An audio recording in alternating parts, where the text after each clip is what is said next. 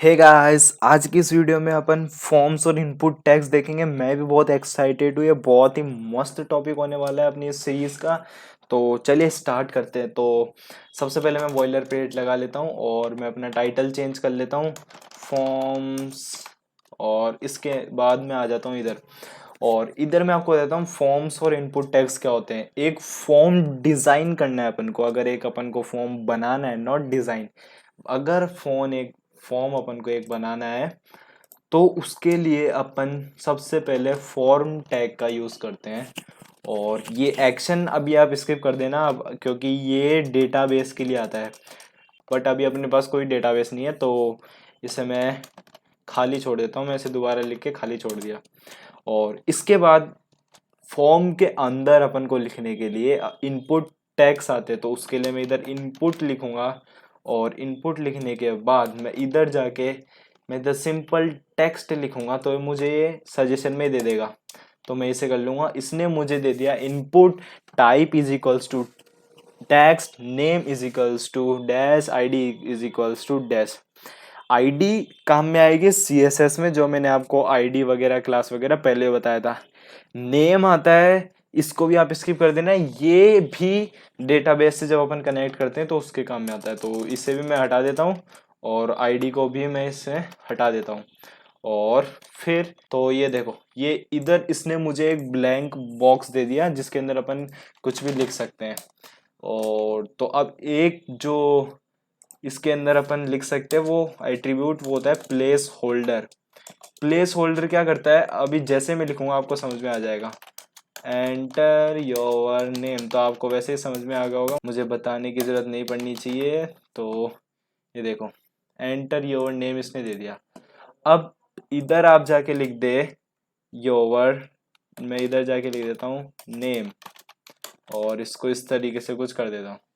तो इसने मुझे इस तरीके से एक ये बना दिया, name is equals to enter your name. और इसके बाद मैं जो यूज़र से लूँगा वो लूँगा ईमेल।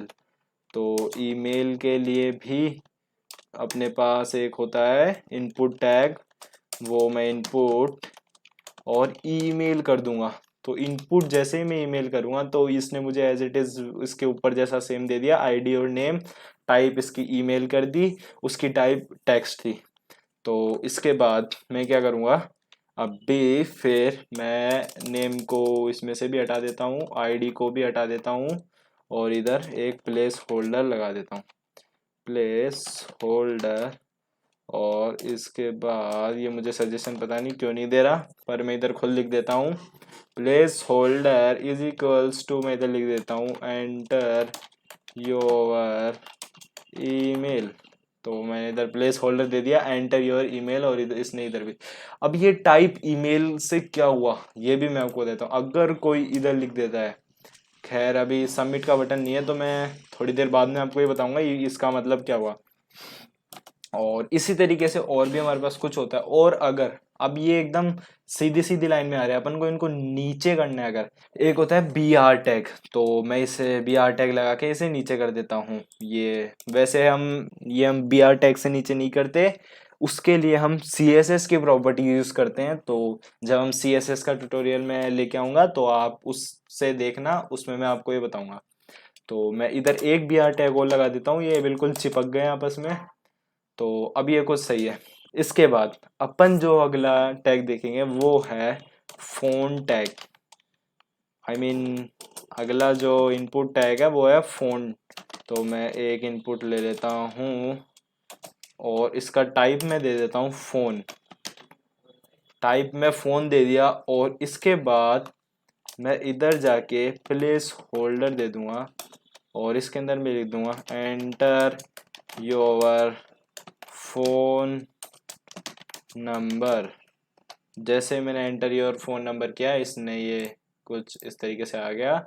और मैंने यहाँ पे बी आर टैग का यूज़ नहीं किया, तो मैं यहाँ पे बी आर लगा देता हूँ। बट ये मैंने बी टैग लगा दिया, तो मैं इधर बी आर टैग फिर दोबारा बी आर टैग लगा देता हूँ। तो ये नीचे आ गया। और इसके बाद ये तो हमारे कुछ इस टाइप के बॉक्स हो गए अगर हमें लेने हो। इसके बाद जो एक और होता है वो होता है अगला, जो टेक्स्ट एरिया। हाँ, इससे क्या होता है, एक खाली इस टाइप का एक बॉक्स आ जाता है, और उससे पहले मैं यहाँ पे बी आर यूज करके इसे नीचे ले आता हूँ।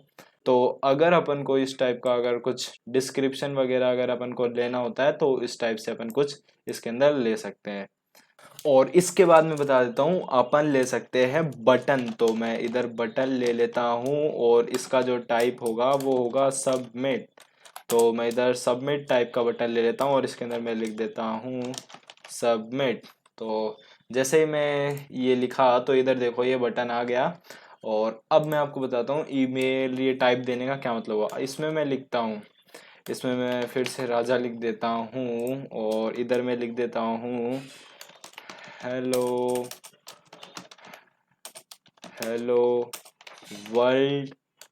और मैं हेलो वर्ल्ड लिख के मैं बस इसे इतना छोड़ देता हूँ, और मैं फ़ोन नंबर में 1 2 3 4 5 6 7 8 9 10 डाल के, और इसके अंदर मैं कुछ भी दे देता हूँ, दिस इज फॉर्म। और ये जैसे ही मैं इसे दूंगा तो ये देखो ये टाइप देने का ये मतलब हुआ, इसने मुझे बता दिया please include and at the rate in the email address hello world is missing and at the rate.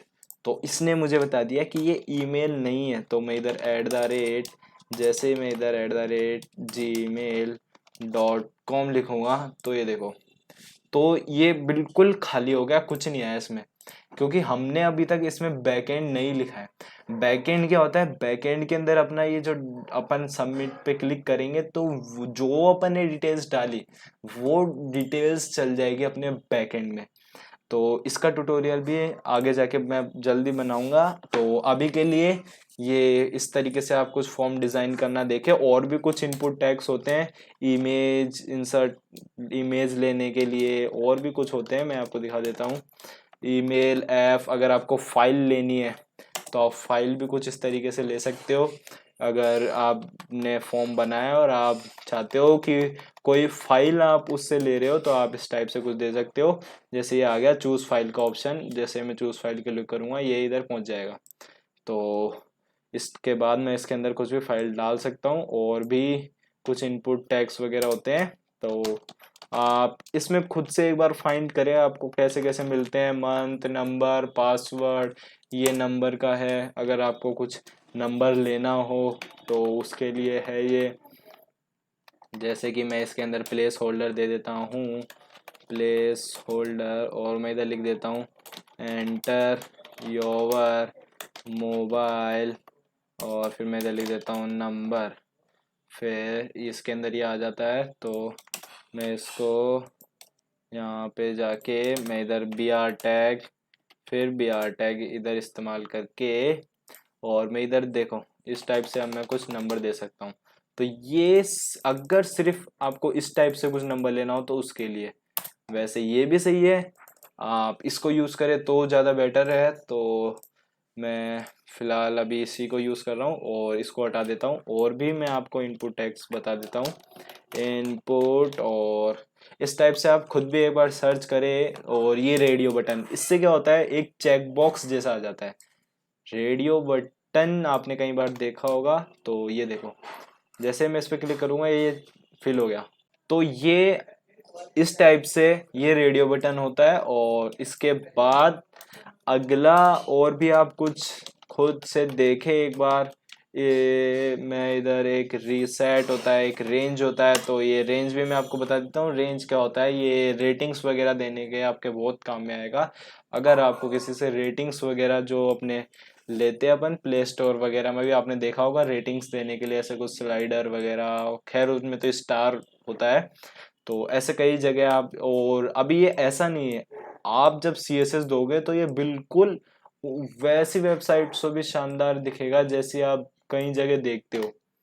तो और भी अपने पास कुछ बहुत सारे टाइप्स होते हैं। तो आप इनको खुद से एक बार देखें, इनपुट लिखे, विजुअल स्टूडियो में जाओ, इनपुट लिखो, इस टाइप से कुछ देखो और इन सबको आप धीरे धीरे यूज करके देखो, एक एक लगा के देखो। आप जैसे देखोगे, ये देखो, ये डेट ऑफ बर्थ अगर आपको किसी की पूछनी हो तो उसके लिए भी इसमें ऑप्शन है। ऐसे खूब सारे इनपुट टैग्स होते हैं और आप इन सब को यूज करके एक बार एक अच्छा सा फॉर्म बनाओ। तो अभी के लिए इतना ही।